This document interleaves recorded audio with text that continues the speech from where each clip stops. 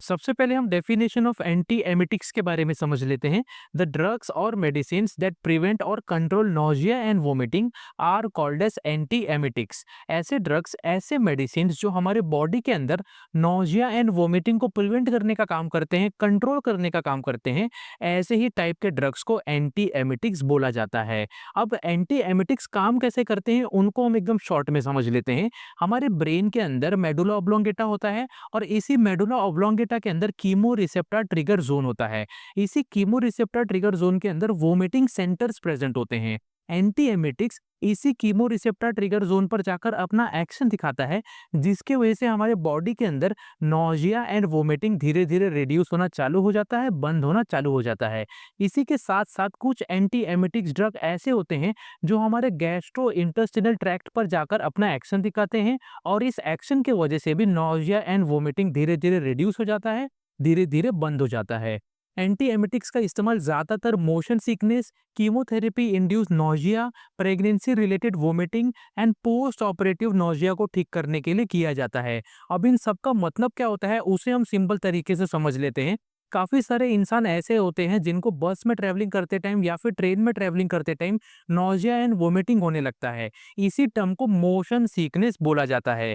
काफ़ी सारे पेशेंट ऐसे होते हैं जिनके बॉडी के अंदर कीमोथेरेपी ड्रग की वजह से नोजिया होने लगता है। इसी टर्म को कीमोथेरेपी इंड्यूस नोजिया बोला जाता है। काफ़ी सारे फीमेल पेशेंट ऐसे होते हैं जिनके बॉडी के अंदर प्रेगनेंसी के दौरान वोमिटिंग एंड नोजिया होने लगता है। इसी टर्म को प्रेगनेंसी रिलेटेड वोमिटिंग बोला जाता है। काफ़ी सारे पेशेंट ऐसे होते हैं जब उनका गैस्ट्रो इंटेस्टिनल ट्रैक्ट का ऑपरेशन होता है तो उस ऑपरेशन के बाद उनको नोजिया एंड वोमिटिंग होने लगता है। इसी टर्म को पोस्ट ऑपरेटिव नोजिया बोला जाता है। सो ये तो था definition and introduction of anti emetics. Hope आपको अच्छे तरीके से समझ गया होगा। नेक्स्ट हम क्लासिफिकेशन ऑफ एंटी एमिटिक्स के बारे में समझ लेते हैं। अगर हम बात करें इसके क्लासिफिकेशन की, so anti emetics total 6 main part में क्लासिफाई होते हैं। सबसे पहला है सेरोटोनिन रिसेप्टर एंटागोनिस्ट। इनको 5-HT3 एंटागोनिस्ट भी बोला जाता है। इसके एग्जांपल है ऑन्डेनसेट्रॉन, ग्रेनीसेट्रॉन एंड पलोनोसेट्रॉन। इसके बाद है डोपामिन रिसेप्टर एंटागोनिस्ट। इसके एग्जांपल है मेटोक्लोप्रामाइड, डोमपेरिडोन एंड प्रोक्लोरपेराजिन। इसके बाद आते हैं एंटीहिस्टामिन्स और इसको H1 ब्लॉकर्स भी बोला जाता है। इसके एग्जांपल है प्रोमिथाजिन, डायफेनहाइड्रामिन एंड मैक्लिसिन। इसके बाद है एंटीकोलिनर्जिक्स एंड इनको मस्कैरिनिक एंटागोनिस्ट भी बोला जाता है। इसके एग्जांपल है स्कोपोलामिन एंड स्कोपोलामिन को हायोसिन भी बोला जाता है। इसके बाद है न्यूरोकाइनिन 1 रिसेप्टर एंटागोनिस्ट और इनको NK1 रिसेप्टर एंटागोनिस्ट भी बोला जाता है। इसके एग्जांपल है अप्रेपिटेंट एंड फोसाप्रेपिटेंट। लास्ट है कैनाबिनॉइड्स। इसके एग्जांपल है ड्रोनाबिनोल एंड नेबिलोन। सो ये तो था क्लासिफिकेशन ऑफ एंटी एमिटिक्स। खूब आपको अच्छे तरीके से समझ गया होगा। नेक्स्ट हम pharmacological actions of anti emetics के बारे में समझ लेते हैं, यानी कि एंटी एमिटिक्स हमारे बॉडी के अंदर किस तरीके से अपना एक्शन दिखाते हैं इसके बारे में समझ लेते हैं। सबसे पहला है serotonin receptor antagonist. Drugs like ondansetron work by blocking serotonin receptors which is located in chemoreceptor trigger zone of the brain. By blocking serotonin receptors, nausea and vomiting reduces. हमारे ब्रेन के अंदर कीमो रिसेप्टर ट्रिगर जोन होता है और इसी chemo receptor trigger zone के अंदर serotonin receptors भी प्रेजेंट होते हैं, जिनकी वजह से नोजिया एंड वोमिटिंग होने लगता है। सेरोटोनिन रिसेप्टर एंटागोनिस्ट जैसे कि ऑन्डेनसेट्रॉन इसी सेरोटोनिन रिसेप्टर्स को ब्लॉक कर देते हैं एंड ब्लॉक होने की वजह से हमारे बॉडी के अंदर नोजिया एंड वोमिटिंग धीरे धीरे रिड्यूस होना चालू हो जाता है। नेक्स्ट है dopamine receptor antagonist. Drugs like metoclopramide work by blocking dopamine receptors located in the chemoreceptor trigger zone of the brain. By blocking dopamine receptors, nausea and vomiting reduces. These drugs also enhances stomach emptying. हमारे brain के अंदर जो chemo receptor trigger zone है, इसी chemo receptor trigger zone के अंदर dopamine receptors भी होते हैं और ये डोपामिन रिसेप्टर्स की वजह से हमारे बॉडी के अंदर नोजिया एंड वोमिटिंग भी होने लगता है। डोपामिन रिसेप्टर एंटागोनिस्ट जैसे कि मेटोक्लोप्रोमाइड इसी डोपामिन रिसेप्टर को ब्लॉक कर देते हैं। ब्लॉक होने की वजह से हमारे बॉडी के अंदर नोजिया एंड वोमिटिंग भी धीरे धीरे रिड्यूस होना चालू हो जाता है। इसी के साथ साथ ये ड्रग्स हमारे स्टमक को एम्प्टी करने का भी काम करते हैं। नेक्स्ट है H1 blockers. Drugs such as promethazine, diphenhydramine and meclizine block the histamine receptors by blocking histamine receptors nausea and vomiting reduces. H1 blocker जैसे कि प्रोमिथाजिन, डाइफेनहाइड्रामिन एंड मैक्लिजिन हमारे बॉडी के अंदर हिस्टामिन रिसेप्टर्स को ब्लॉक कर देते हैं। ब्लॉक होने की वजह से हमारे बॉडी के अंदर नोजिया एंड वोमिटिंग धीरे धीरे रिड्यूस होना चालू हो जाता है। इसके बाद है anticholinergics. Drugs like scopolamine block muscarinic receptor in the brain and in GIT, reducing nausea, vomiting, motion sickness. These drugs also prevent motion-induced nausea and vomiting. Anticholinergic जैसे कि स्कोपोलामाइन हमारे ब्रेन एंड GIT के अंदर muscarinic receptors को block कर देते हैं। Block होने की वजह से हमारे बॉडी के अंदर nausea, vomiting and motion sickness धीरे धीरे रिड्यूस होना चालू हो जाता है। नेक्स्ट है NK1 receptor antagonist, aprepitant and fosaprepitant work by blocking neurokinin 1 receptors in the chemoreceptor trigger zone. By blocking neurokinin 1 receptors, nausea and vomiting reduces. These drugs are primarily used for the prevention of chemotherapy-induced nausea and vomiting.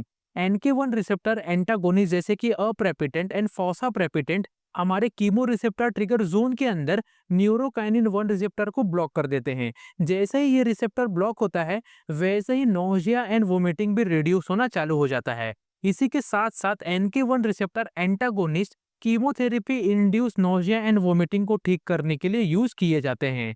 Next है cannabinoids. Drugs like dronabinol act on CB1 receptors reducing vomiting.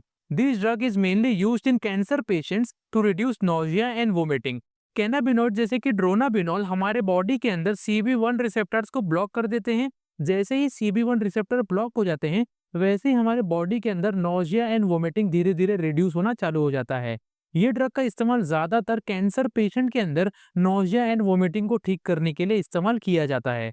सो ये तो था pharmacological actions of anti emetics, को आपको अच्छे तरीके से समझ गया होगा। नेक्स्ट हम डोजेस ऑफ एंटी एमिटिक्स के बारे में समझ लेते हैं, यानी कि एंटी एमिटिक्स का नॉर्मल डोज कितना होता है एंड डॉक्टर्स इसको कितने अमाउंट पे प्रिस्क्राइब करते हैं इसके बारे में समझ लेते हैं। सबसे पहला है ऑन्डेंसेट्रॉन। ऑन्डेंसेट्रॉन का नॉर्मल डोज है 4 मिलीग्राम से लेकर 8 मिलीग्राम और इसको ओरल रूट या फिर इंट्रावेनस रूट के जरिए हर 8 घंटे में एक बार लिया जाता है। इसके बाद है मेटोक्लोप्रोमाइड। इसका नॉर्मल डोज है 10 मिलीग्राम और इसको ओरल रूट या फिर इंट्रावेनस रूट के जरिए दिन में 3 बार डेली लिया जाता है। इसके बाद है डोमपेरिडोन। डोमपेरिडोन का नॉर्मल डोज है 10 मिलीग्राम और इसको भी ओरल रूट के जरिए डेली 3 बार लिया जाता है। इसके बाद है प्रोमिथाजिन। प्रोमिथाजिन का नॉर्मल डोज है 12.5 मिलीग्राम से लेकर 25 मिलीग्राम और इसको भी ओरल रूट या फिर इंट्रावेनस रूट के जरिए हर 4 से 6 घंटे में एक बार लिया जाता है।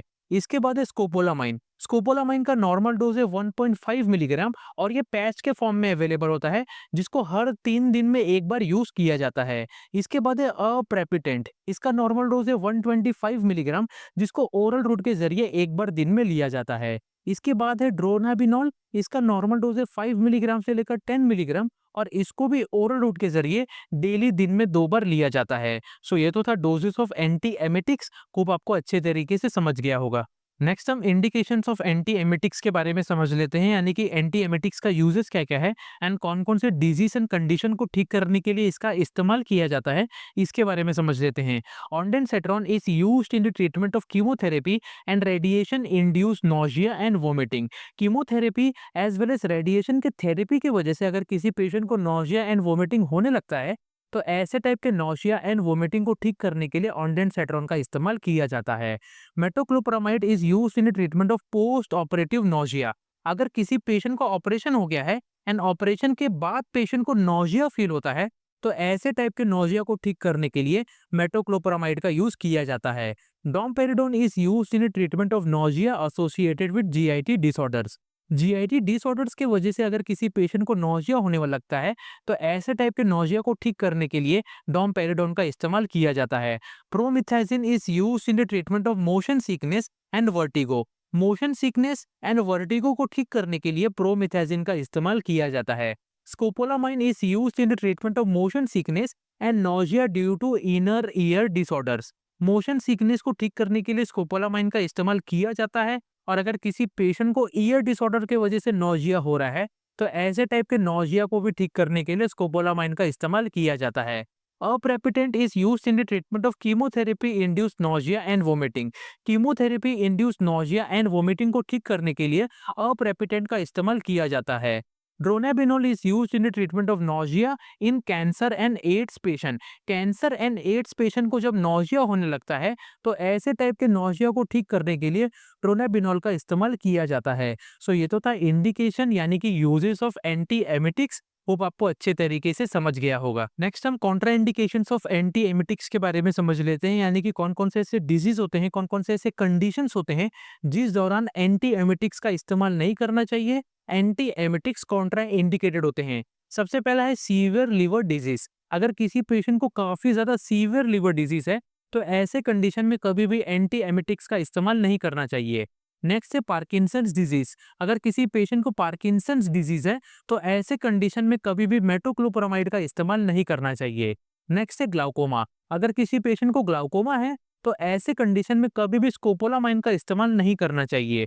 इसके बाद है प्रेगनेंसी। अगर कोई फीमेल पेशेंट प्रेग्नेंट है तो ऐसे कंडीशन में कभी भी कैनाबिनॉइड्स का इस्तेमाल नहीं करना चाहिए। लास्ट है एलर्जिक रिएक्शन और hyper sensitivity reaction to anti emetics drug. अगर किसी पेशेंट को एलर्जिक रिएक्शन या फिर हाइपर सेंसिटिविटी रिएक्शन है एंटी एमिटिक ड्रग से तो ऐसे कंडीशन में कभी भी एंटी एमिटिक्स का इस्तेमाल नहीं करना चाहिए। सो ये तो था Contra indications of anti emetics. Hope आपको अच्छे तरीके से समझ गया होगा। सो यहाँ पर एंटी एमिटिक्स चैप्टर अच्छे तरीके से खत्म होता है। अगर आपको किसी भी टाइप का क्वेश्चन या फिर डाउट है तो आप हमें कॉमेंट बॉक्स में पूछ सकते हैं।